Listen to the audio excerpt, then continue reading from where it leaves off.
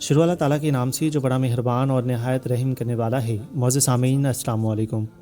عزیزان کرام، طوفان نوح کس طرح آیا تھا اور کتنا خطرناک تھا، ایک مختصر سا واقعہ بیان کریں گے۔ عزیزان کرام، حضرت نوح علیہ السلام کو 50 برس کی عمر میں نبوت دی گئی تھی۔ آپ نے 950 سال لوگوں کی تبلیغ کی۔ اس زمانے میں لوگ شرک اور قبر پرستی میں مبتلا تھے۔ ان کی تبلیغ کا لوگوں پر کچھ اثر نہ ہوا۔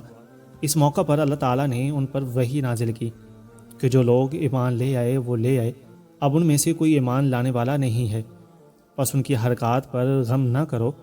اس کے بعد آپ نے یہ دعا فرمائی۔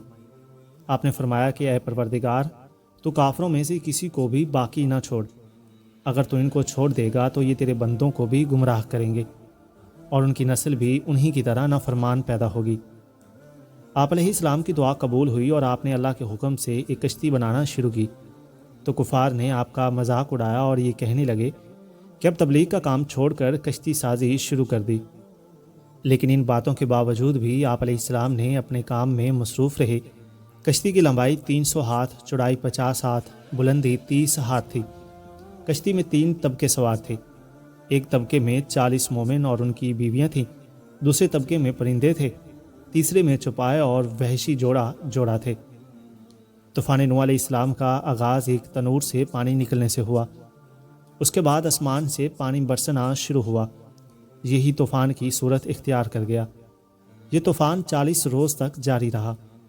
اس طوفان سے زمین پر اس قدر پانی بھر گیا کہ پہاڑ کی چوٹی سے بھی 15 گز اونچا ہو گیا۔ حضرت نوح علیہ السلام کی نافرمان بیٹے نے ان کا کہنا نہ مانا اور کشتی میں سوار ہونے کی بجائے پہاڑ پر چڑھ گیا۔ وہ اسی پہاڑ پر غرق ہوا۔ عزیزان کرام، ایک روایت کے مطابق ماہ رجب بروز جمعۃ المبارک کو حضرت نوح علیہ السلام کشتی میں سوار ہوئے تھے اور 10 محرم الحرام کو اترے تھے۔ کشتی 1 ماہ پہاڑ پر ہی رہی۔ زمین سے 150 دن میں پانی اترا۔ کشتی میں جب لید کی بہتات ہو گئی تو اللہ تعالیٰ نے حضرت نوح علیہ السلام کو وحی کی کہ ہاتھی کی دم دباؤ۔ چنانچہ انہوں نے ایسا ہی کیا تو ایک جوڑا خنزیر پیدا ہوا۔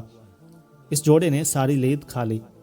جب کشتی میں چوہوں کی کثرت ہو گئی تو حضرت نوح علیہ السلام نے اللہ کے حکم پر شیر کے ماتھے پر دونوں ہاتھ مارے تو شیر کے نتنوں سے بلی کا جوڑا پیدا ہوا۔ اس نے چوہوں کو کھانا شروع کیا اور ایک جوڑا باقی رہ گیا۔ ایک روایت کے مطابق طوفان نوح پوری زمین پر آیا تھا، جبکہ دوسری روایت یہ ہے کہ یہ طوفان 1,40,000 کلومیٹر مربع رقبہ پر آیا تھا۔ عزیزان کرام، حضرت نوح علیہ السلام کا انتقال 950 یا 1000 سال کی عمر میں ہوا تھا۔